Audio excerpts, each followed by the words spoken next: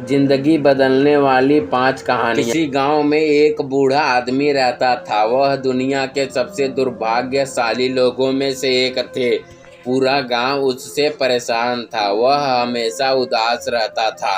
वह लगातार शिकायत करता था और हमेशा बुरे मूड में रहता था। उम्र बढ़ने के साथ उसके शब्द और जहरीले होते जा रहे थे। लोग उससे बचते थे क्योंकि उसकी शक्ल देखते ही खुद का मूड भी खराब हो जाता था। लेकिन एक दिन जब वह 80 साल का हो गया तो एक अविश्वसनीय बात हुई। लोगों को ये सुनने में आया कि बूढ़ा आदमी आज खुश है। वह किसी भी चीज के बारे में शिकायत नहीं कर रहा है, मुस्कुरा रहा है और यहाँ तक कि उसका चेहरा भी चमक रहा है। पूरा गांव इकट्ठा हो गया। सभी इस बदलाव के पीछे के कारण को जानने के इच्छुक थे। ग्रामीणों ने बूढ़े आदमी से पूछा, बाबा आपको ये क्या हो गया?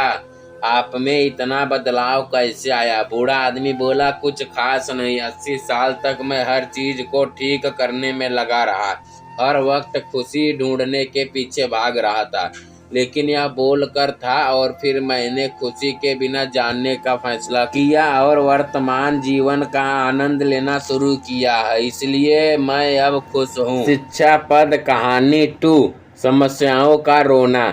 एक बुद्धिमान आदमी था। लोग बार बार समस्याओं के बारे में शिकायत करने बुद्धिमान व्यक्ति के पास जा रहे हैं। एक दिन बुद्धिमान आदमी ने उन्हें एक चुटकुला सुनाया और सभी लोग हंसी में झूम उठे। कुछ मिनटों के बाद उन्होंने फिर वही चुटकुला सुनाया और उनमें से कुछ ही मुस्कुराए।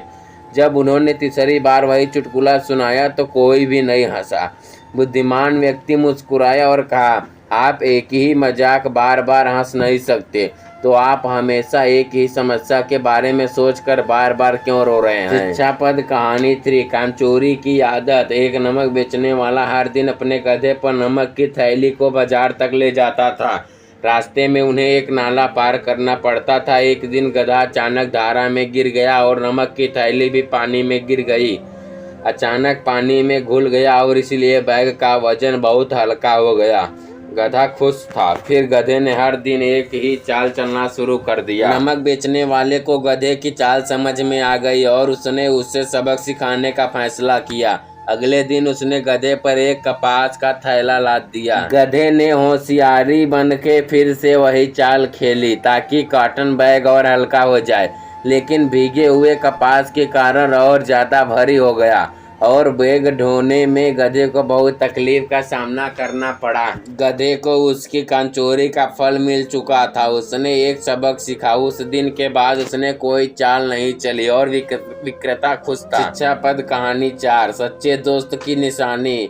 2 दोस्त रेगिस्तान से गुजर रहे थे। यात्रा के दौरान किसी बात पर बहस के दौरान एक दोस्त ने दूसरे को चेहरे पर थप्पड़ मार दिया।